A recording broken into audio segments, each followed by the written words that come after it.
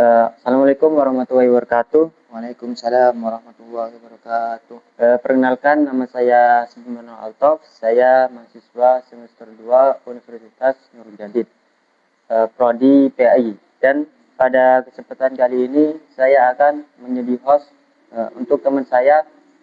Dia itu akan menjadi pemateri pada hari ini. Tolong diperkenankan untuk teman saya memperkenalkan dirinya.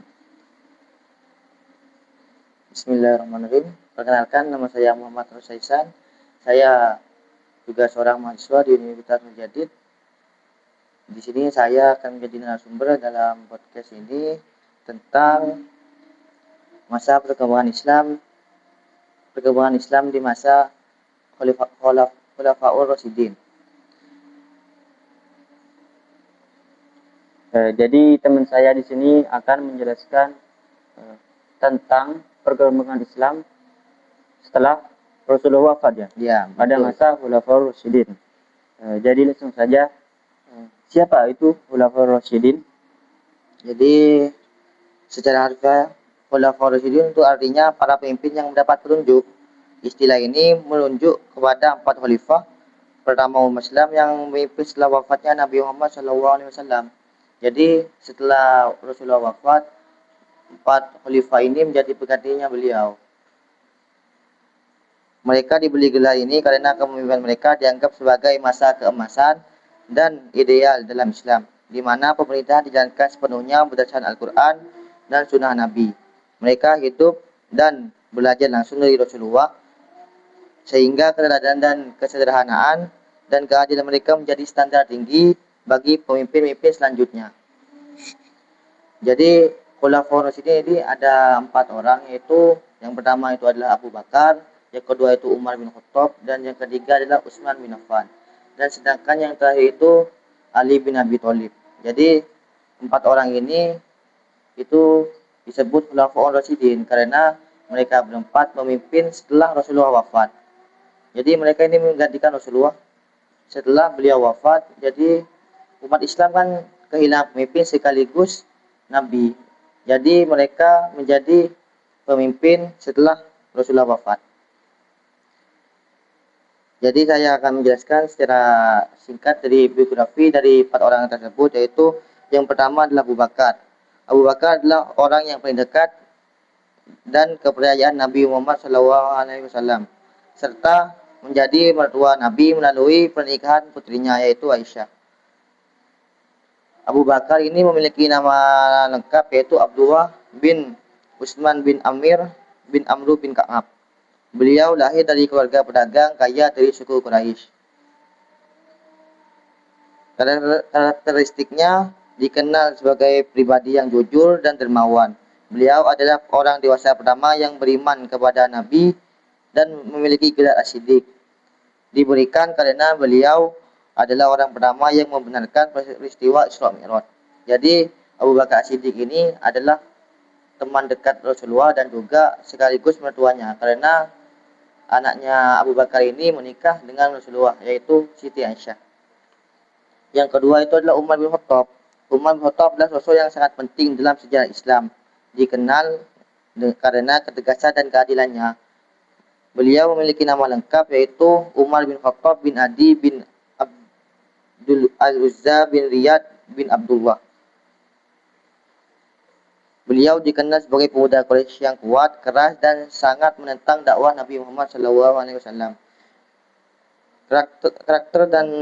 Karakter beliau adalah kekerasan hatinya lulus setelah membaca ayat-ayat Al-Quran. Masuk Islamnya Umar menjadi kekuatan besar bagi umat Islam.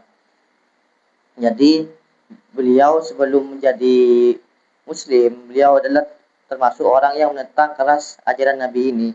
Jadi setelah beliau menjadi Muslim, beliau juga menjadi orang yang memperkuat dakwahnya Nabi. Beliau juga diberi gelar Al-Faruq yang berarti pembeda antara kebenaran dan kebatilan. Beliau juga merupakan orang pertama yang digelari Amirul Mukminin, yaitu pemimpin orang-orang Muslim. Yang ketiga itu adalah Utsman bin Affan. Utsman bin Affan adalah sahabat yang dikenal karena kekayaan, kedermawanan, dan rasa malunya yang tinggi. Jadi yang ketiga itu adalah Utsman bin Affan. Beliau memiliki nama lengkap Utsman bin Affan bin Abil Al-As dan bin Umayyah. Karakter karakter beliau adalah yaitu dermawan dan juga memiliki rasa malu yang tinggi. Beliau juga memiliki gelar yaitu Dzun-Nurain karena menikahi kedua putri Rasulullah.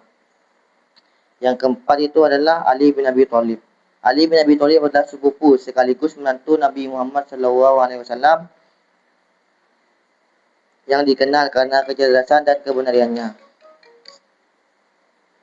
Beliau memiliki nama lengkap yaitu Ali bin Abi Thalib bin Abdul Muthalib bin Hashim. Karakteristik beliau adalah dikenal sebagai sosok yang ahli fikih, ahli sastra, cerdas dan sangat pemberani. Jadi Ali bin Abi Thalib ini dikenal karena kecerdasan dan juga kepintarannya. Jadi itu saja Mas Hasbi, sekedar biografi singkat dari 4 khalifah ini. Jadi mereka itu semua ini adalah sahabat dekatnya Rasulullah. Oh, begitu. Iya, dan juga termasuk orang-orang yang berperan penting dalam penyebaran agama Islam. Oh, jadi Khulafaur Rasyidin itu adalah pemimpin yang menjadi pemimpin ketika wafatnya Nabi. Ya, betul Mas B. Jadi setelah Rasulullah wafat, 4 khalifah ini menjadi pemimpin mengganti, yaitu dimulai dari Abu Bakar yang setelah Rasulullah wafat beliau langsung menjadi khalifah setelah beberapa perundingan, dan juga Umar setelah Abu Bakar, dan Utsman setelah Umar wafat, dan Ali. Dan mereka ini, para Khulafaur Rasyidin itu memiliki karakteristik atau otaknya sendiri ya? Iya. Jadi mereka itu memiliki karakteristik yang berbeda-beda. Seperti Abu Bakar yang dikenal karena kejujurannya, dan juga seperti Umar bin Khattab yang dikenal karena tegas dan juga pemberani. Juga ada Utsman bin Affan yang sangat terkenal akan kekayaan dan kedermawanannya. Dan juga ada Ali yang dikenal karena kecerdasan dan juga pengetahuannya.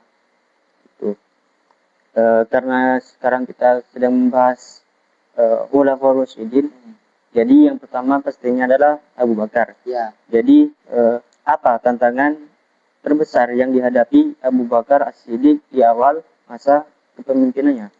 Jadi Abu Bakar As-Siddiq ini langsung menerima banyak masalah setelah beliau menjadi khalifah, karena saat itu umat muslim kehilangan nabi sekaligus pemimpinnya.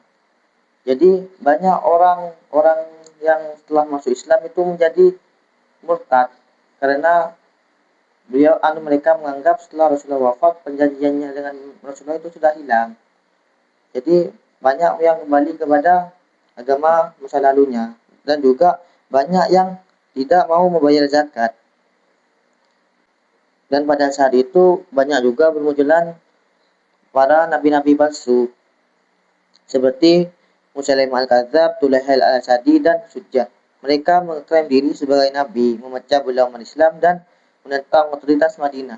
Jadi setelah Rasulullah wafat itu bukan hanya terjadi banyak perpecahan dan kemurtadan, di situ juga banyak juga yang orang-orang yang mengaku nabi setelah Rasulullah wafat, padahal Rasulullah itu adalah nabi terakhir dan rasul terakhir. Ada juga orang-orang yang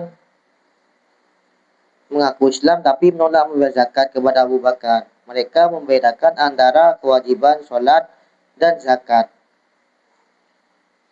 Jadi krisis ini adalah ujian pertama dan terberat. Keputusan tegas Abu Bakar untuk memerangi semua golongan ini, termasuk para pembangkang zakat, adalah momen krusial yang menyelamatkan keutuhan agama dan negara. Jadi setelah banyak orang yang murtad dan juga banyak suku-suku yang kembali ke agama aslinya, ada juga nabi-nabi palsu. Jadi Abu Bakar ini langsung berdiri tegas, Mas Bi.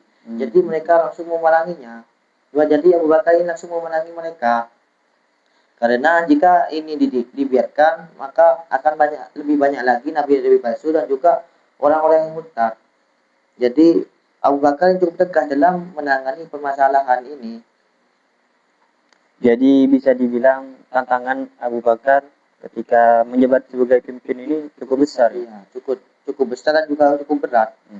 Ada yang murtad, ada yang tidak membayar zakat, dan ada yang mengaku sebagai nabi palsu. Iya. Padahal telah jelas dalam Quran bahwa Rasulullah itu adalah nabi terakhir. Tapi Nah. masih banyak orang-orang yang mengaku nabi setelah kewafatannya. Kalau gitu, bagaimana sih cara Abu Bakar mengatasi munculnya nabi-nabi palsu ini? Jadi seperti yang saya katakan tadi, Abu Bakar itu cukup tegas dalam menangani kasus-kasus ini seperti nabi-nabi palsu ini. Abu Bakar itu langsung memeranginya. Itu seperti Musailamah al-Kadzdzab, Abu Bakar itu langsung mengirim pasukan yang dipimpin oleh Khalid bin Walid. Pertemuan Yamamah adalah perang yang paling berat di mana Musailamah akhirnya terbunuh oleh Wahsy yang dengan tombak yang sama dengan yang membunuh pamannya Nabi yaitu Hamzah. Jadi Wahsy ini adalah orang yang telah membunuh paman Rasulullah yaitu Hamzah, Sayyidina Hamzah di perang Uhud. Tapi setelah beliau masuk Islam, tombaknya itu digunakan untuk membela kaum muslimin. Beliau juga mengirim pasukan melawan Tulaiha al-Asadi yang dipimpin oleh Khalid bin Walid juga. Jadi Abu Bakar ini langsung bertindak tegas terhadap nabi-nabi palsu ini untuk mencegah kemunculan nabi-nabi palsu lainnya. Jadi begitu. Jadi ketika dia itu mendengar adanya nabi palsu, dia itu langsung bersikap tegas dan bertindak segera. Iya, betul. Dan seseorang yang mungkin sebelumnya itu pernah membunuh paman Nabi, kan? Iya. Wahsy, dia itu ketika sudah masuk Islam membunuh Musailamah al-Kadzdzab. Iya. Jadi kesalahan di masa lalu dia itu ditebus dengan membunuh nabi palsu, begitu ini ya. Ya. Jadi Wahsy ini itu adalah orang yang membunuh pamannya Nabi, tapi setelah beliau masuk Islam, beliau menggunakan keahliannya ini untuk membunuh musuh-musuh Islam. Jadi begitu. Seperti penebusan dosa lah begitu lah. Ya. Kalau gitu, mengapa Abu Bakar memerintahkan pengumpulan dan penulisan ayat-ayat Al-Quran? Jadi ini itu disebabkan setelah perang tadi itu, yang setelah dijelaskan itu perang Yamamah. Ini memakan korban yang cukup banyak, yaitu sekitar 70 penghafal Al-Quran gugur sebagai syuhada. Jadi setelah banyak hafid Quran ini gugur, Umar bin Khattab itu cemas jika pertempuran berikutnya itu menelan lebih banyak hafid ini, maka Al-Quran bisa hilang bersama wafatnya mereka. Setelah diserahkan oleh Umar bin Khattab, jadi Abu Bakar ini langsung mengumpulkan dan memberitakan penulisan ayat-ayat Al-Quran supaya Al-Quran ini tidak hilang bersama wafatnya para hafidhul Quran ini. Jadi bisa dibilang penyebab utamanya adalah karena banyak hafidh Al-Quran yang gugur pada perang Yamamah, yaitu perang melawan Nabi palsu ini. Jadi dilatar belakangi dengan perang Yamamah ya? Iya. Dengan kerugian banyaknya hafidh yang gugur. Iya. Maka Umar berinisiatif untuk membuat atau mengumpulkan hafidh yang ada dan membuka Al-Quran gitu. Iya. Jadi setelah didesak oleh Umar bin Khattab, Abu Bakar setuju untuk mengumpulkan dan menulis ayat-ayat Al-Quran. Dan siapakah sahabat yang ditugaskan Abu Bakar untuk memimpin pengumpulan Al-Quran tersebut? Jadi setelah didesak oleh Umar dan Abu Bakar itu setuju untuk menulis dan mengumpulkan dan menulis ayat-ayat Al-Quran. Jadi yang ditugaskan oleh Abu Bakar Siddiq itu adalah Zaid bin Sabit. Pemilihan ini didasari oleh beberapa alasan yang sangat matang. Karena Zaid ini adalah sekretaris pribadi Nabi yang sering menuliskan wahyu. Jadi Zaid ini dipilih karena sebelumnya itu telah menjadi penulisnya wahyu dari Rasulullah. Dan beliau juga adalah hafal Quran yang memiliki hafalan yang kuat dan terpercaya. Dan ia juga turut serta dalam pembacaan akhir Al-Quran oleh Malaikat Jibril bersama Nabi di bulan Ramadan terakhir sebelum wafat. Beliau juga dipilih karena kecerdasan dan integritas dan usia muda dikombinasi dengan tugas Zaid bin Sabit sangat ketat. Ia hanya menerima ayat yang disaksikan oleh 2 orang saksi dan sesuai hafalan banyak sahabat lain. Menunjukkan metodologi verifikasi yang sangat ilmiah dan hati-hati. Jadi alasan-alasan Zaid bin Sabit ini dipilih karena yaitu yang pertama adalah beliau telah menjadi sekretaris pribadi Rasulullah. Yang kedua ya karena beliau adalah penghafal Al-Quran yang hafalannya kuat dan terpercaya. Dan beliau juga dipilih karena menjadi saksi turunnya ayat terakhir sebelum Rasulullah wafat, dan juga dipilih karena kecerdasan dan usia mudanya. Jadi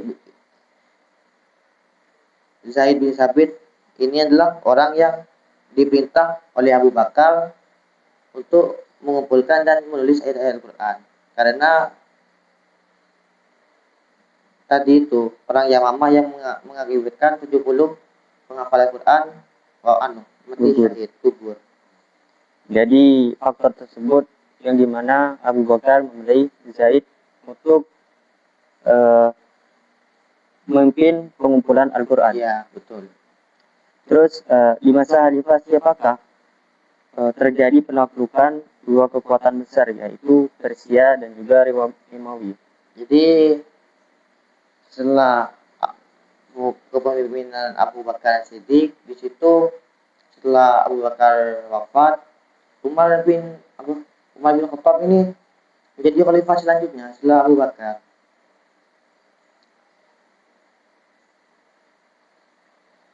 Jadi Abu Bakar ini melakukan penaklukan yang besar-besaran terhadap 2 negara adidaya, yaitu Kekaisaran Persia dan Kekaisaran Romawi. Ekspansi ini bukan sekedar penaklukan militer, melainkan transformasi geopolitik global. Di bawah komando panglima pilihan seperti Khalid bin Walid, Sa'ad bin Abi Waqqas, dan Amru bin As. Pasukan Islam yang termotivasi oleh keimanan dan keadilan berhasil menentukan hegemoni 2 kekaisaran yang telah berkuasa selama berabad-abad. Jadi untuk penaklukan kekuatan besar Persia dan Romawi itu pada masa Khalifah Umar bin Khattab Masbi. Jadi setelah Abu Bakar wafat, Umar ini menjadi khalifah dan melakukan ekspansi besar-besaran, yaitu melawan Persia dan juga Romawi. Karena Persia dan Romawi ini pada saat itu dikenal karena negara yang adidaya, yang cukup besar dan juga cukup kuat pada saat itu. Tapi dengan pemimpin yang kuat dan hebat dan juga panglima tempur yang cukup berbakat dan cukup hebat, yaitu Khalid bin Walid dan juga Sa'ad bin Abi Waqqas dan Amr bin As, beliau berhasil mengalahkan kedua kekaisaran raksasa ini. Jadi pada masa Umar bin Khattab ya? Iya, betul. Terjadi penaklukan pada 2 kekuatan besar, yakni Persia dan juga Romawi, dan dipimpin beberapa jenderal, yaitu Sa'ad bin Waqqas, Khalid bin Walid dan juga Amr bin As. Iya, betul. Dan apa nama pertempuran dahsyat yang menghancurkan kekuatan militer Persia? Jadi pertempuran yang menjadi titik balik kehancuran Persia dan adalah pertempuran Qadisiyah, yaitu pada tahun 636 Masehi. Pertempuran ini dipimpin oleh Sa'ad bin Abi Waqqas. Pada saat itu pasukan muslimin yang hanya berjumlah 30.000 itu melawan tentara Persia, yaitu kurang lebih 100.000 tentara, dan itu dilengkapi oleh gajah perang. Kemenangan ini adalah kemenangan spektakuler yang memiliki makna strategis yang mendalam, membuka jalan menuju penaklukan ibu kota Persia dan secara efektif mengakhiri dominasi Kekaisaran Sasania, yaitu Kekaisaran Persia ini. Ini adalah menjadi bukti bahwa kekuatan bukanlah pada jumlah dan peralatan canggih, melainkan pada keyakinan, strategi, dan moral pasukan yang tinggi. Jadi pada saat itu Sa'ad bin Abi Waqqas ini memimpin 30.000 pasukan. Sedangkan lawannya Persia itu memiliki 100.000 pasukan dan memiliki pasukan gajah. Jadi bukan hanya manusia saja yang ikut berperang pada saat itu, tapi juga gajah. Itu pertempuran yang cukup besar. Mas Rizky. Jadi bisa dibilang ini termasuk pertempuran yang spektakuler ya. Iya. Yang dimana jumlah pasukan Muslim hanya 30.000, sedangkan pasukan Persia 100.000. Iya, Dan betul. ditambah dengan pasukan gajah perang. Jadi bisa dibilang ini termasuk terhebat ya. Iya. Dan lembaga keuangan negara yang pertama kali didirikan oleh Umar bin Khattab disebut apa? Jadi Umar bin Khattab ini pada masa kepemimpinannya itu banyak memiliki gebrakan-gebrakan dalam memajukan umat Islam. Salah satunya adalah beliau itu membuat lembaga keuangan, yaitu adalah Baitul Mal, yang memiliki secara harfiah itu rumah harta. Fungsinya itu sangat fundamental sebagai kas negara yang terpusat dan profesional. Umar mendirikannya untuk mengolah sumber pendapatan negara yang melimpah dari hasil penaklukan seperti zakat, kharaj, pajak tanah, dan juga pajak warga, dan juga lain-lain. Pendirian Baitul Mal ini adalah lompatan peradaban. Ini menandakan bahwa pengelolaan keuangan tidak lagi bersifat karitatif atau sebentar, melainkan terlembaga, transparansi, dan akuntabel. Tujuannya untuk kesejahteraan seluruh rakyat dan mencerminkan prinsip keadaan distributif dalam ekonomi Islam. Jadi setelah Umar ini memimpin, itu membuat lembaga keuangan yaitu Baitul Mal ini sebagai kas negara. Jadi begitu. Jadi ini mungkin salah satu gebrakan dari masa kepemimpinannya Umar bin Khattab ya, mendirikan sebuah rumah untuk kas negara. Iya. Dan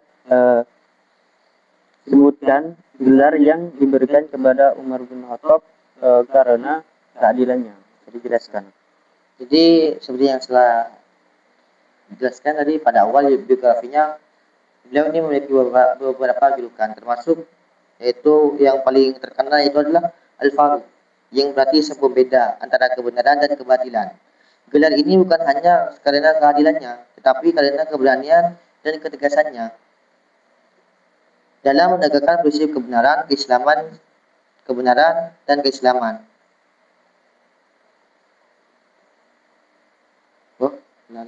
Keislamannya sendiri adalah momen pembeda yang membawa Islam dari fase dakwah sembunyi-sembunyi menjadi terang-terangan. Jadi seperti yang saya jelaskan tadi di awal itu, Umar bin Khattab ini awalnya adalah orang yang menentang Islam. Setelah beliau masuk Islam, beliau malah menjadi kekuatan yang cukup besar untuk umat Muslim, dan juga menjadi alasan kenapa Rasulullah yang awalnya berdakwah sembunyi-sembunyi menjadi terang-terangan.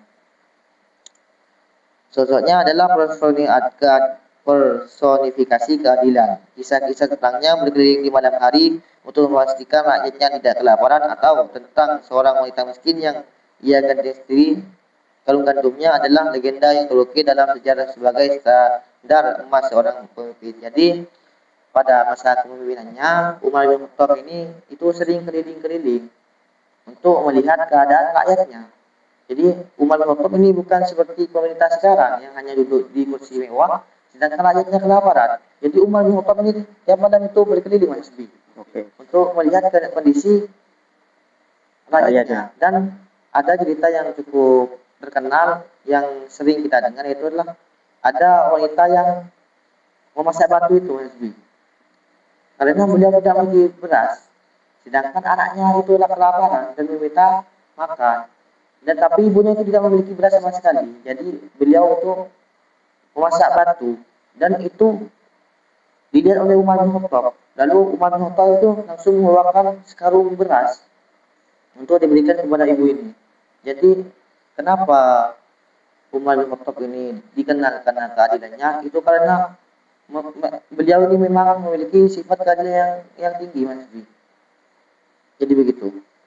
Jadi Al-Faruq ini dua julukan untuk Umar ya. Ya, Karena mungkin karena ketegasan dan juga keberaniannya, dan salah satunya keadilan kepada rakyatnya ya, yang mungkin dia itu tidak ingin rakyatnya menderita gitu. ya begitu. Benar begitu Mas.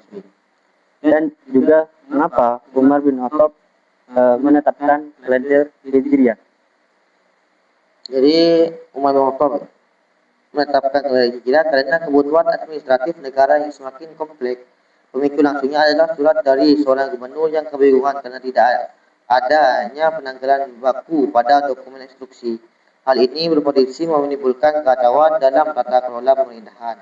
Setelah bermusyawarah, Umar bin Khattab dan para sahabat memutuskan tahun Hijriah Nabi dari Mekah ke Madinah sebagai tahun pertama. Jadi penanggalan dari Hijriah ini dimulai pada saat Nabi hijrah ke Madinah itu ditetapkan sebagai tahun pertamanya. Keputusan ini sangat visioner dan simbolis. Hijrah adalah titik balik peradaban Islam, momen transformasi dari komunitas yang tertindas menjadi umat yang merdeka dan berdaulat. Menjadikannya sebagai awal kalender menegaskan identitas peradaban yang tidak bergantung pada peradaban lain.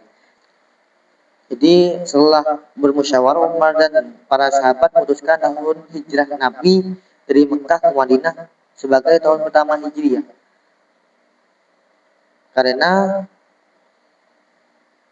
para sahabat menganggap hijrahnya Nabi ke Madinah itu adalah titik balik peradaban Islam, yaitu momen transformasi dari kaum tertindas menjadi kaum yang merdeka dan berdaulat, menjadikannya sebagai awal kalender dan menegaskan identitas peradaban yang tidak bergantung pada peradaban lain lagi. Jadi alasan utamanya Umar bin Khattab ini membuat kalender Hijriah adalah karena para gubernur itu kesulitan dalam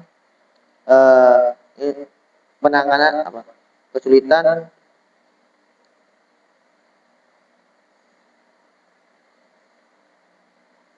karena tidak adanya penanggalan baku pada dokumen instruksi.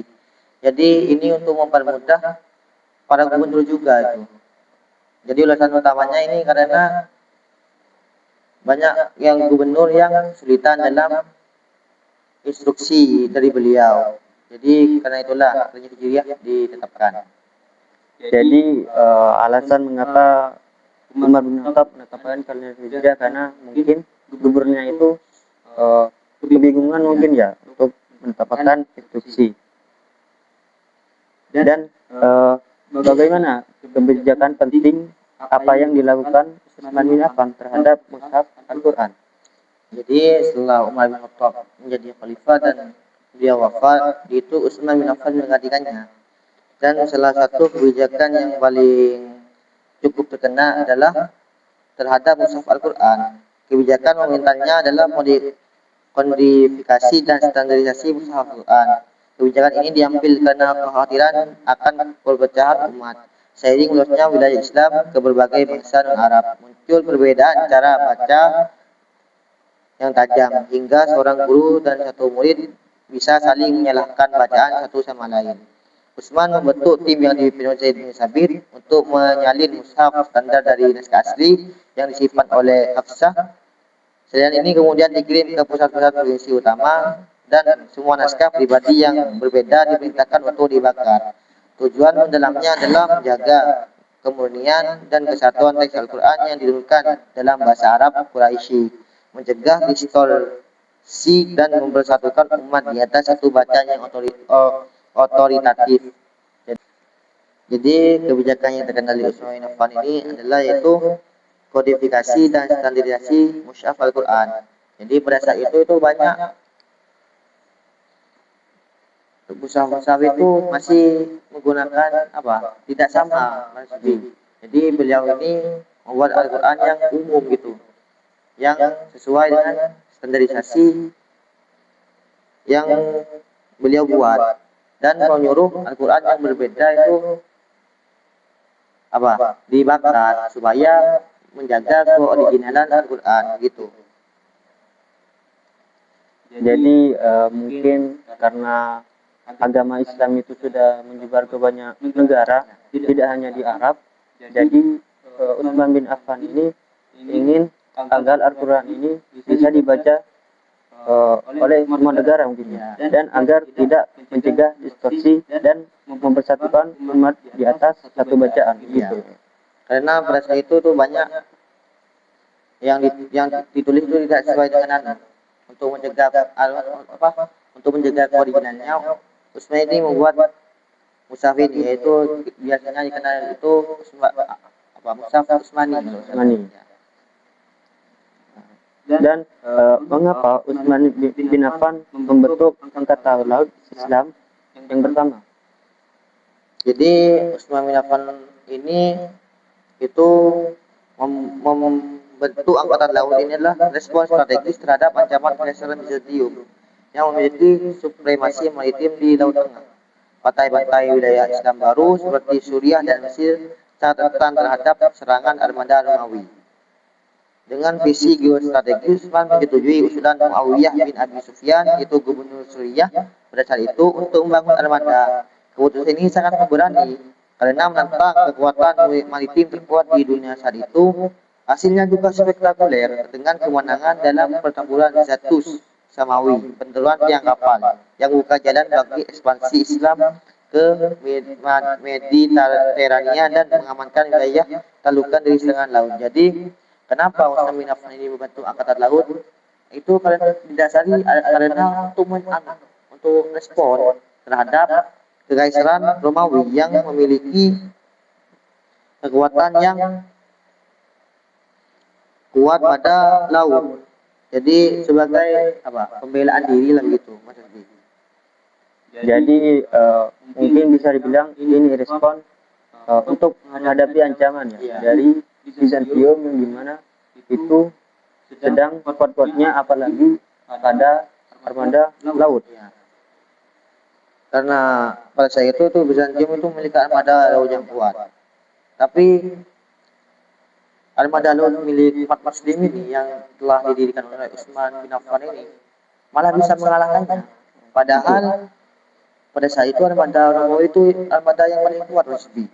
Jadi ini kebijakan yang cukup hebat menurut saya dan cukup pemberani karena beliau berani melawan Kekaisaran Romawi yang pada saat itu memiliki armada laut terkuat. Begitu. Dan juga apa nama proyek besar di bidang umum yang dilakukan Utsman bin Affan untuk memperluas wilayah Nabawi, Masjid Nabawi. Jadi pada saat kepemimpinannya Utsman bin Affan itu memperluas fisik Masjid Nabawi. Proyek struktur utamanya perluasan fisik Masjid Nabawi itu adalah proyek infrastruktur utamanya Utsman merenovasi dan memperluas masjid secara signifikan karena jumlah jamaah yang terus bertambah. Ia mengganti batang-batang pohon kurma yang menjadi tiang dengan dinding batu yang kokoh dan menggunakan kayu jati impor berkualitas tinggi untuk atapnya. Ini bukan sekadar proyek konstruksi, ini adalah simbol dari kemakmuran dan tanggung jawab negara untuk menyediakan fasilitas ibadah yang layak bagi umat yang terus berkembang. Ini menunjukkan bahwa peradaban Islam tidak hanya dibangun di atas pedang, tapi juga di atas batu bata, sejarah sosial dan pembangunan ruang publik. Jadi pada masa kepemimpinannya itu Masjid Nabawi itu banyak jamaahnya. Jadi beliau ini berinisiatif untuk menginovasi dan memperluas Masjid Nabawi dan mengganti tiang-tiang kurmanya menjadi batu bata supaya memperkokoh dan memperluas. Jadi ini didasari karena bertambahnya jamaah masjid. Begitu. Jadi bisa dibilang waktu itu negara Muslim itu berkembangnya itu sangat besar ya, sehingga banyak juga jamaah yang beribadah pada Masjid Nabawi. Dan mungkin itu juga untuk kedepannya mungkin ya. Dan siapa yang menjadi khalifah setelah Utsman bin Affan wafat? Jadi setelah Utsman bin Affan wafat itu Ali bin Abi Thalib itu yang terjadi khalifah. Penanganannya terjadi dalam situasi Madinah yang sangat kacau dan penuh tekanan. Banyak tokoh terkekang mendesak Ali untuk segera mengambil kendali guna mengisi kekosongan kepemimpinan dan mencegah anarki. Namun Ali menerima amanah yang sangat berat. Ia meminta di tengah perpecahan yang sudah sedemikian dalam dan hampir seluruh masa kepemimpinannya dihabiskan untuk meredam konflik internal yang tragis antar sesama Muslim. Jadi pada Utsman bin Affan itu wafat, Ali bin Abi Thalib ini menggantikannya. Tapi Ali bin Abi Thalib ini memerintah di tengah apa namanya? Di tengah konflik karena pada saat Ali bin Abi Thalib ini menjadi khalifah, Utsman bin Affan itu dibunuh. Jadi itu menimbulkan konflik internal di umat Islam begitu. Jadi ketika Utsman bin Affan ini wafat, lalu Ali mengambil alih kepemimpinan. Dan pada saat itu umat Muslim lagi sedang ada konflik dan lagi sedang kacau gitu. Dan siapakah nama dua tokoh yang memicu terjadinya perang Jamal melawan Ali bin Abi Thalib? Jadi dua tokoh sentral yang memimpin gerakan menuntut penegakan hukum atas kematian Utsman yang berujung pada perang Jamal yaitu perang Mu'tah adalah Aisyah bin Abu Bakar yaitu istri dari Rasulullah dan Zubair bin Awwan, sahabat senior. Mereka bersama Thalha bin Abdullah radhiyallahu anhu bentuk koalisi. Perang ini adalah tragedi salah paham dan fitnah yang memuncak karena mereka adalah para sahabat mulia yang sama-sama memiliki niat baik menegakkan keadilan, tetapi bertemu di medan perang karena komunikasi yang gagal dan provokasi pihak ketiga. Nama perang Jamal diambil dari unta yang ditunggangi Aisyah yang menjadi pusat pertempuran sengit. Jadi dua orang yang memicu terjadinya perang itu adalah Siti Aisyah dan Zubair bin Awwam. Karena mereka itu menuntut akan untuk ke atas kematian. Karena mereka menuntut penegakan hukum atas kematian Utsman bin Affan. Jadi sebenarnya ini salah paham dan juga ada orang yang mengompori, ya dia yang mengompori perang ini mesti. Jadi mungkin bisa bilang pemicu dari perang ini adalah istri Nabi ya, dan juga Zubair bin Awam yang dimana dia itu menuntut atas wafatnya Utsman bin Affan ya. Dan mungkin itu jadi kesalahpahaman sehingga dimanfaatkan oleh pihak ketiga begitu Ya betul. dan juga perang antara Ali bin Abi Thalib dan Muawiyah bin Abi Sufyan disebut perang apa? Jadi setelah itu ada terjadi beberapa perang pada pemimpinan Ali bin Abi Thalib dan itu semua perang internal, perang antara sesama umat Muslim. Seperti tadi itu perang Jamal, ada juga perang antara Ali bin Abi Thalib dan dengan Muawiyah bin Abi Sufyan itu disebut dengan perang Siffin. Itu terjadi pada 657 Masehi Nasbi. Konflik ini adalah puncak dari ketegangan politik antara Khalifah Ali yang berpusat di Kufah dan Muawiyah bin Abi Sufyan, gubernur Suriah dan kerabat dekat Utsman. Muawiyah menuntut agar para pembunuh Utsman segera diadili. Sebuah tuntutan yang tidak bisa langsung dipenuhi Ali karena rumitnya situasi politik.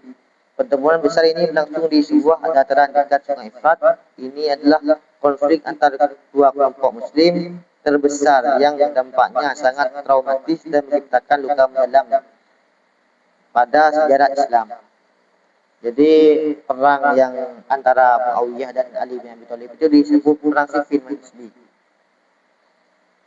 Jadi pada perang ini disebut dengan perang Siffin, yang dimana perang ini ada dua kubu ya, kubu Ali bin Abi Thalib dan Muawiyah bin Abi Sufyan, yang dimana Muawiyah bin Abi Sufyan ini kerabat dari Utsman ya, yaitu meminta untuk mengadili orang yang membunuh Utsman, tapi karena suatu alasan Ali itu tidak bisa langsung mengadili gitu.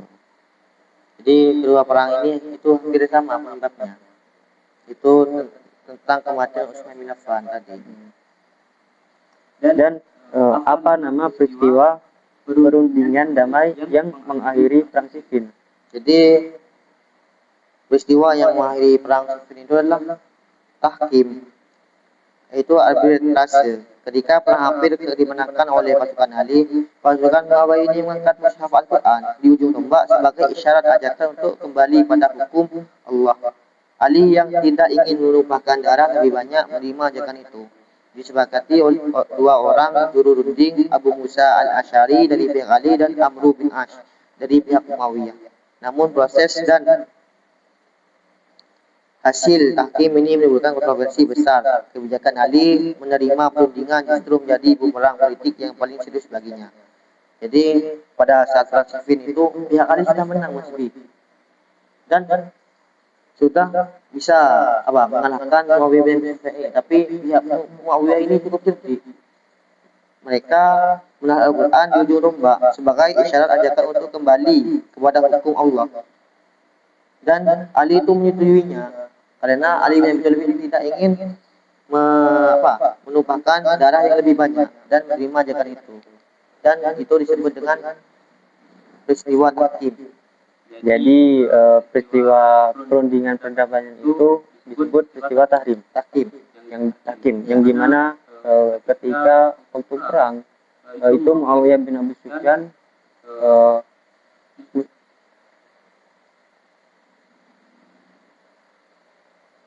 itu mengangkat mushaf Al-Quran di tombak, Ya, betul. sehingga mau tidak mau Ali itu harus berunding dengan Muawiyah bin Abi Sufyan gitu. Terus siapakah kelompok yang keluar dari barisan Ali karena menolak hasil perundingan? Ya, seperti yang tadi telah dijelaskan, kebijaksanaan Ali menerima perundingan justru menjadi bumerang politik yang paling serius baginya. Jadi ada kelompok yang disebut Khawarij, yang berarti mereka yang keluar. Awalnya mereka adalah pendukung paling fanatik Ali yang memaksanya menerima perang, tetapi kemudian berbalik memberontak karena penolakan konsep tahkim. Argumen teologis mereka sangat ekstrim. Tidak ada hukum selain hukum Allah. Mereka menganggap bahwa manusia tidak berhak meneruskan sesuatu yang telah menjadi ketetapan Allah. Mereka kemudian mengkafirkan Ali, Muawiyah dan semua yang tidak sepaham dengan mereka. Ini adalah kemunculan pertama sekte politik ideologis dalam Islam yang radikal dan eksekutif. Jadi pihak yang keluar dari barisan Ali itu adalah disebut Khawarij, yang memiliki arti mereka yang keluar gitu Mas.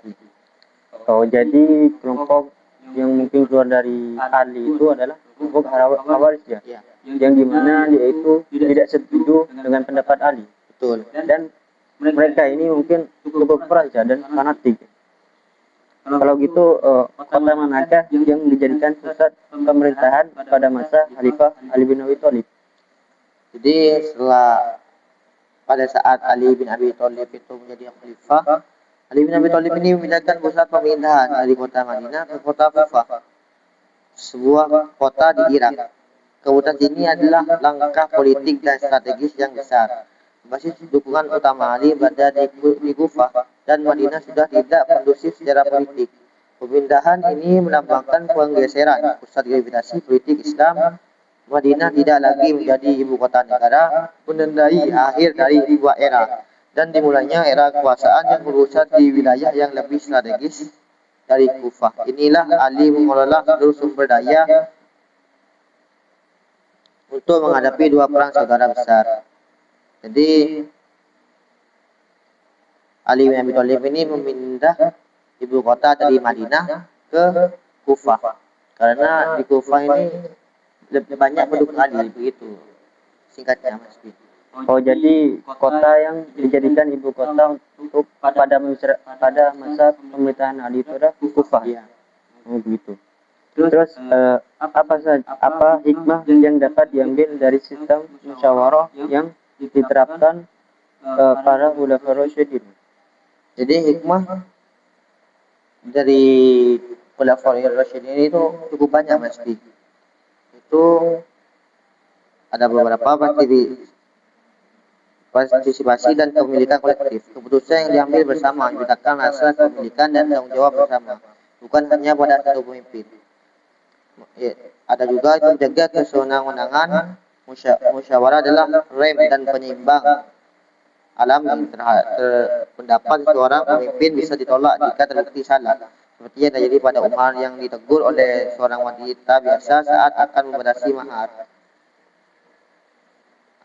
Ada juga hikmah menghasilkan keputusan terbaik. Musyawarah membuka ruang bagi munculnya ide-ide cemerlang dari berbagai sudut pandang yang mungkin tidak terpikirkan oleh pemimpin sendiri. Kodifikasi Al-Quran dan pemilihan Utsman adalah hasil gemilang dari proses ini. Esensi kepemimpinan Islam ini adalah bukti bahwa kepemimpinan dalam Islam bukanlah monarki atau disebut absolut warisan, melainkan amanah yang dijalankan secara kolektif, musyawarah dan mekanisme ilahi yang menjadi fondasi sistem politik Islam yang anti otoritarian. Jadi kita itu banyak mengambil hikmah dari musyawarah yang diterapkan oleh para khulafaur rasyidin. Jadi kita itu sebagai pemimpin bukan semena-mena membuat kebijakan seperti pemerintah zaman sekarang yang membuat kebijakan sesuai dengan keuntungan pribadinya. Jadi kita harus musyawarah supaya menjaga kebijakan yang semena-mena dan juga untuk mendapatkan kebenaran gitu. Jadi permasalahan itu bisa mudah terpecahkan dengan musyawarah ini. Jadi hikmah yang dapat kita ambil dari sistem pemerintahan Khulafaur Rasyidin adalah partisipasi dan kepemilikan yang kolektif, dan juga mencegah kewenangan atau tirani dan menghasilkan keputusan yang baik. Dan juga pelajaran apa yang bisa kita ambil dari cara Abu Bakar menyelesaikan pertengkaran di antara sahabat untuk kita gunakan saat ada teman yang bertengkar. Jadi saat dua sahabat Umar bin dan Abu Ubaidah berselisih pendapat tentang siapa yang menjadi khalifah setelah Nabi wafat, Abu Bakar tidak ikut berdebat. Ia diam lalu mengajukan dua nama, Umar atau Abu Ubaidah, dan meminta yang lain memilih. Sikapnya yang tenang dan tidak emosi meredakan ketegangan. Jadi Abu Bakar As-Siddiq ini kan dikenal sebagai orang yang jujur, juga dikenal dengan orang yang bijaksana. Jadi pada saat Rasulullah wafat, para sahabat itu berdebat siapa yang akan menjadi penggantinya, dan Abu Bakar tidak ikut campur, tapi menahan tenang menyarankan dua nama, yaitu Umar bin Khattab dan Abu Ubaidah. Contoh sederhana di kehidupan kita, jadi kita bisa menerapkannya itu pada saat dua orang teman kita bertengkar, jangan langsung memihak salah satu, dengarkan dulu kedua belah pihak yang tenang lalu ajukan solusi tengah yang adil, bukan malah ikut memperkeruh suasana. Sikap tenang itu menular. Jadi kita bisa menerapkan sikap dari Abu Bakar ini di kehidupan nyata, seperti pada saat teman kita bertengkar, kita jangan langsung memihak salah satunya, tapi kita dengarkan dulu kedua pihak, lalu kita membuat keputusan. Jadi tidak langsung memihak. Begitu. Jadi mungkin contoh yang bisa kita ambil dari pada Abu Bakar ini adalah pada kehidupan sehari-hari ketika ada teman kita, dua orang ini bertengkar, kita itu jangan langsung memihak salah satunya. Kita itu harus dengarkan pendapat mereka dulu dengan tenang, begitu. Dan bagaimana kita bisa meniru sikap dermawan Utsman bin Affan di lingkungan sekolah atau tempat tinggal kita? Jadi Utsman bin Affan itu kan dikenal dengan kedermawannya. Utsman itu tidak hanya memberi sekali, tapi memberi sesuatu yang bermanfaat terus mengalir. Ia memberi sumur rumah dan mewakafkannya untuk semua orang gratis sebelumnya penduduk harus membeli air. Jadi Utsman ini orang yang sudah dikenal dengan kedermawannya, dan beliau itu bukan cuma memberi sekali, tapi memberikan hal yang bermanfaat terus menerus. Saat ini banyak berita palsu atau gosip apa yang bisa kita contoh dari para sahabat dan dalam memastikan sebuah informasi itu benar sebelum menyebarkannya. Jadi para sahabat itu memiliki prinsip ketat dalam menerima berita. Jika seorang menyampaikan sebuah informasi, mereka bertanya siapa sumbernya, siapa saksinya. Bahkan Abu Bakar saat menerima hafalan Al-Quran, ia meminta dua saksi. Ini disebut tabayyun atau klarifikasi. Jadi kita bisa menggunakannya di kehidupan nyata itu contohnya seperti pada saat si A ngechat kepada kita, ada orang lah, contohnya si A ngomong begini, itu si B apa ngomongin kamu di belakang. Kita itu jangan langsung percaya kepada si A, mungkin saja si A ini berbohong. Jadi kita tanyakan dulu, dari siapa kamu mendapatkan informasi ini? Jika dia tidak